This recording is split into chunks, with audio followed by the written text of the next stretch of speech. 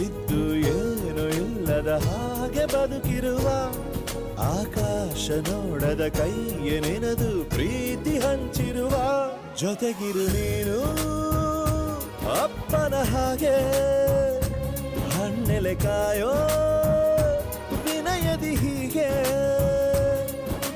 ನಿನ್ನನು ಪಡೆದ ನಾವು ಪುನೀತ ಬಾಳು ನಗು ನಗುತ್ತಾ ಬೊಂಬೆ ಹೇಳುತ್ತೈತೆ ಮತ್ತೆ ಹೇಳುತ್ತೈತೆ ನೀನೇ ರಾಜಕುಮಾರ.